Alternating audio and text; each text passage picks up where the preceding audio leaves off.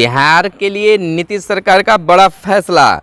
बिहार में रात 9 बजे से सुबह 5 बजे तक नाइट कर्फ्यू। शिक्षण संस्थान 15 मई तक बंद। स्कूल, कॉलेज, कोचिंग संस्थान तमाम चीज़ों को 15 मई तक बंद कर दिया गया है। यानी कि गर्मी छुट्टी बाद ही हमें स्कूल खुलने की संभावना है। मंदिर, मस्जिद, धर्मस्थलों को भी 15 मई तक बंद रखने का आदेश दिया है। इधर बिहार में पंचायत चुनाव को लेकर ट्रेनिंग की भी प्रक्रिया अब होने जा रही है शुरू। इधर आपको बता दें कि देश में 3.25 लाख तो बिहार में 9,500 मरीज संक्रमित हैं। नमस्कार, आप इस समय देख रहे हैं मगध संवाद और मैं आपके साथ हूँ सुनील बॉबी। आप मगध संवाद के खास कार्यक्रम सुबह सवेरे देख रहे हैं। सुबह सवेरे में आप तमाम लोगों का स्वागत है। मगध संवाद के खास कार्यक्रम सुबह सवेरे में हम खबरों को लेते हैं अखबारों के पन्नों से। अखबारों में क्या छपा है और क्या छुपा है, इसकी जानकारी आपको देते हैं। अखबारों में जो छपा है क्या आपको जानना ज़रूरी है, तमाम चीज़ों पर हम करते हैं आपके लिए चर्चा। तो माइक्रो की जगह अब पूर्ण कंटेनमेंट जोन बनेंगे। अनुमंडल स्तर पर बनाए जाएंगे क्वारंटाइन सेंटर। होम आइसोलेशन में रहने वालों को भी होगी निगरानी, यानी कि जो घर पर रहकर अपना इलाज कर रहे हैं उन पर भी निगरानी रखी जाएगी। मंदिर, मस्जिद, गिरजाघर और गुरुद्वारा भी 15 मई तक बंद रहेंगे। सभी दुकानें, प्रतिष्ठान और मंडियां अब शाम 6 बजे तक ही खुले रहेंगे। देखिए, यह एक बड़ा फैसला लिया गया है सरकार के द्वारा। शिक्षण संस्थान, सिनेमा हॉल, मॉल, पार्क व जिम 15 मई तक बंद रखने का फैसला लिया गया है, जो आज से लागू भी हो जाएगा। हाईकोर्ट ने सुनवाई से सप्ताह भर नहीं होगी। अप्रैल में होने वाला जेईई मेन परीक्षा स्थगित कर दिया गया है। बिहार में जो भी परीक्षाएं हैं होने वाली सभी परीक्षाओं को सरकार ने रद्द कर दिया है, चाहे वह मैट्रिक, इंटर की कंपार्टमेंटल परीक्षा हो, चाहे जिस तरह की परीक्षा, तमाम परीक्षाओं को सरकार ने रद्द कर दिया है।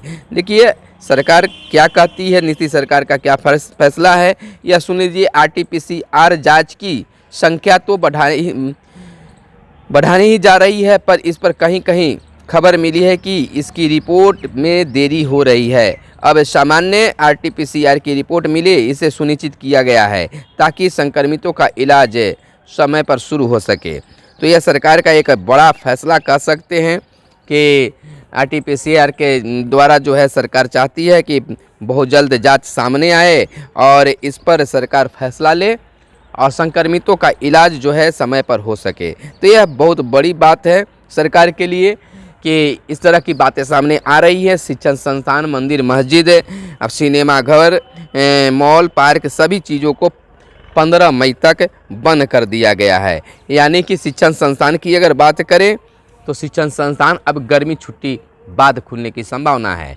इधर बिहार में पंचायत चुनाव की तैयारी में जहां प्रत्याशी लगे हुए थे, अब कुछ सुस्त पड़ गए हैं, क्योंकि डेट पर डेट चल रहा है और कोरोना संकट को देखते हुए वह भी अब घर से बाहर कम निकल रहे हैं। चाहिए भी कि इस कोरोना के दूसरे लहर में खुद भी बचे, दूसरों को भी बचाएं। पंचायत चुनाव चाहे किसी प्रकार का चुनाव तो होता रहेगा, जब भी होगा कोई ना कोई जीतेगा, कोई ना कोई हारेगा। फिलहाल राज्य निर्वाचन आयोग के द्वारा कर्मचारियों से की ट्रेनिंग शुरू करने की बात की जा रही है, पत्र निकाले जा रहे हैं, ट्रेनिंग का डेट निश्चित किया गया है। यानी कि सरकार जो है, निर्वाचन आयोग जो है, पंचायत चुनाव कराने के लिए सभी तैयारियों को पूर्ण रखने की बात कर रही है। देश में 3.25 लाख तो बिहार में 9,500 संक्रमित, जिसमें से बता दें कि 8,690 रिकॉर्ड नए कोरोना संक्रमित मिले। रविवार को बिहार में 27 की मौत हो गई है, आंकड़े स्वास्थ्य विभाग के अनुसार हैं। इधर 2,74,994 नए मरीज मिले देश भर में रविवार की रात 12 बजे तक, जिसमें 1,620 की मौतें हो गई है, आंकड़े वोल्ट्रोमीटर के मुताबिक बताया जा रहा है। राज्य में कोरोना ने ली 76 जिंदगियाँ, 76 लोगों की जान चली गई है। कोरोना का कहर रविवार को भी जारी रहा। बिहार में 76 लोगों की मौत हो गई है, इसमें 23 की पटना तो 58 की अन्य जिलों में मौत हो गई है। हालांकि स्वास्थ्य विभाग ने 27 मौतों की पुष्टि की है। तो इस तरह से देखिए, इतनी मौतें कोरोना से हो रहे हैं कि जलाने तक की भी जगह नहीं मिल पा रहा है। महामारी की दूसरी लहर में रोज़ तेज़ी से बढ़ती नए कोरोना संक्रमितों की संख्या का असर अब रिकॉर्ड मौतों के रूप में देखने के लिए मिल रहा है। रविवार रात 12 बजे तक 24 घंटों में देश में 2,74,994 नए संक्रमित मरीज मिले हैं, जबकि 1,620 लोगों की मौत भी हो गई है। बिहार में रिकॉर्ड 8,690 संक्रमित मिले हैं, इसमें सर्वाधिक 2,290 पटना में मिले हैं। वहीं स्वास्थ्य विभाग के मुताबिक 27 लोगों की जानें गई है, यानी कि स्वास्थ्य विभाग कुछ और कर रही है और हकीकत कुछ और है। तो इस तरह की बातें हो रही है। अब बिहार में किसी भी प्रकार की परीक्षा नहीं ली जाएगी, तत्काल स्थगित कर दिया गया है। शादी श्राद्ध में 100 लोग शामिल होंगे। मुख्यमंत्री ने कहा है कि शादी और श्राद्ध कार्यक्रम में 100 लोग तक शामिल हो सकेंगे। इसी प्रकार दाह संस्कार और दफन के दौरान 25 लोग तक रह पाएंगे। अब तक शादी श्राद्ध के लिए 200 लोग तथा दाह संस्कार और दफन के लिए 50 लोगों के लिए शामिल होने की अनुमति थी। एक सवाल के जवाब में मुख्यमंत्री ने यह भी कहा कि शादी आदि कार्यक्रम समय पर कर लेना होगा, चूँकि रात 9 बजे से कर्फ्यू रहेगा, यानी कि कर्फ्यू का भी पालन शादी विवाह श्राद्ध कर्म पर लागू रहेगा। हाईकोर्ट में सुनवाई सप्ताह भर नहीं होगी। पटना हाईकोर्ट में सोमवार से शनिवार तक सुनवाई स्थगित कर दी गई है। इसका नोटिस हाईकोर्ट प्रशासन ने जारी किया है। नोटिस के अनुसार सोमवार को सूचीबद्ध केसों पर सुनवाई आगामी शनिवार के बाद होगी। उसी प्रकार मंगलवार को सूचीबद्ध केसों पर सुनवाई के बाद होगी।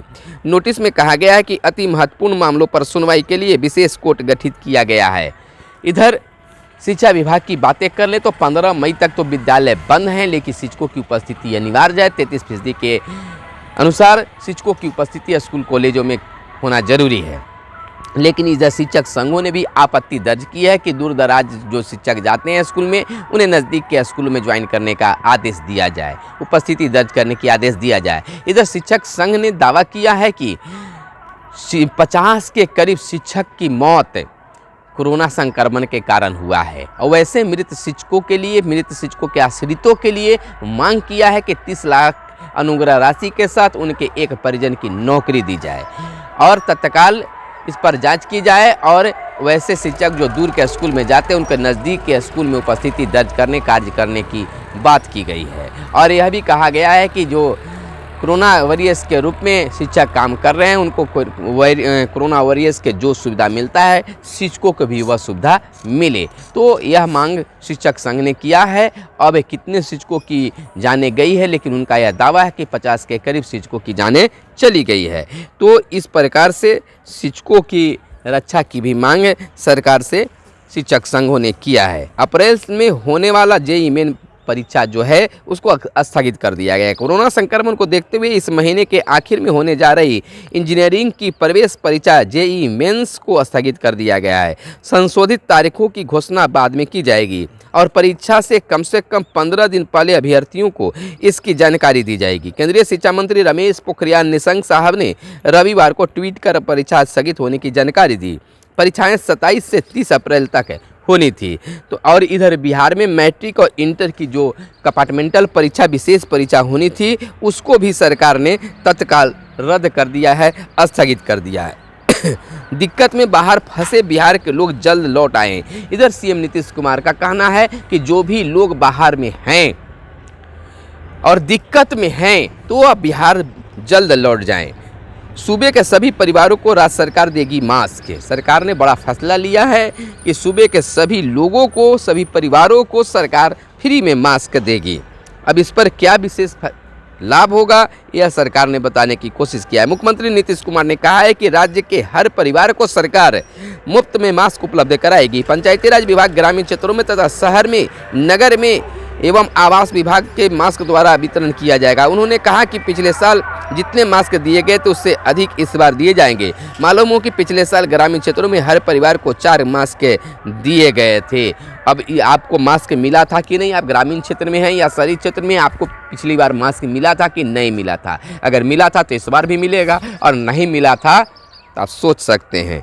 तो यह एक बड़ी बात है, बड़ा फैसला है। इधर सरकार ने यह भी फैसला लिया है, दवा, ऑक्सीजन, एम्बुलेंस की कमी नहीं होगी। मुख्यमंत्री नीतीश कुमार ने कहा है कि इस संकट में सरकार की ओर से न तो दवा की कमी होगी, ना एम्बुलेंस की कमी होगी, ना ऑक्सीजन की कमी होगी। लेकिन यह कितना सार्थक होगा, अब तो आने वाला सब समय ही बताएगा। नई गाइडलाइन कोरोना से बचाव में सहायता सिद्ध होगी। सरकार का यह भी मानना है कि जो नई गाइडलाइन है वह कोरोना से बचाव में काफ़ी सहायक सिद्ध होगा। डीएम को धारा 144 लगाने का अधिकार। इधर जिला प्रशासन को दवाओं की उपलब्धता सुनिश्चित करनी होगी। गृह विभाग। ऑक्सीजन की समस्या जल्द दूर होगी। मंगल पांडे। नई गाइडलाइन का जदयू भाजपा ने किया स्वागत। संक्रमण की रफ्तार बढ़ी तो पुलिस वाले भी सहमे। अब बदमाशों को पकड़ने से भी पुलिस वाले सहम रहे हैं, भाग रहे हैं। यानी कि जिस प्रकार से पुलिस वालों पर कोरोना का असर हो रहा है वह भी अब भयभीत हैं, सशंकित हैं। तो इस तरह से किसी भी लोगों में यह भय व्याप्त हो सकता है। निजी एम्बुलेंस संक्रमितों से वसूल रहे हैं मनमाना किराया। देखिए, जहां यह महामारी एक बड़ा संकट बन गया है तो कुछ लोगों के द्वारा इसका लाभ भी लिया जा रहा है, मनमाना वसूली की जा रही है। जैसा कि खबरें चलाई जा रही है टीवी चैनलों पर कि कोरोना से मौत के बाद में उसके दाह संस्कार के लिए नंबर लगाना पड़ रहा है और वहाँ सौदागृह में पैसे वसूले जा रहे हैं। तो इस तरह की बातें इस संकट में लोगों के द्वारा भी लोगों से इस तरह से मनमाना करना गलत होगा। एम्बुलेंस पर भी यह निशाना बनाया गया है। कहा गया है कि उनके द्वारा भी मनमाना किया जाता है। निजी एम्बुलेंस वाले जो हैं वह भी मनमाना किराया ले रहे हैं और ऐसी रिपोर्ट भी मिल रही है। तो सरकार को इस पर फैसला लेने की ज़रूरत है। कोरोना से मौत पर शहीद का दर्जा मिले। कुछ लोगों का मानना है कि जिसकी अगर कोरोना से मौत होती है, देखिए बिहार अभियंत्रण सेवा संघ वेसा के महासचिव डॉक्टर सुनील कुमार चौधरी ने सरकार से कोरोना से मरने वाले अभियंताओं को शहीद का दर्जा देने की मांग की है। कहा है कि संक्रमित होने वाले अभियंताओं की संख्या बढ़ती जा रही है, परंतु अभियंत्रण विभाग अभियंताओं के लिए पूरी तरह खुला हुआ है तथा इंफ्रास्ट्रक्चर निर्माण का कार्य युद्ध स्तर पर चल रहा है। आरोप लगाया कि सरकारी आदेश की धज्जियां उड़ाते हुए अभियंताओं को विधि व्यवस्था के कार्यों में प्रतिनियुक्त किया जा रहा है। ऐसे में कोरोना के कारण किसी अभियंता की मौत होती है तो बिहार अभियंत्रण सेवा संघ मांग करता है कि ऐसे अभियंताओं को सरकार शहीद का दर्जा दे। अभियंता के शहीद को 1 करोड़ रुपये का मुआवजा मिले। तो यह संभव हो तो निश्चित तौर पर सरकार की इनकी बातें सुननी चाहिए।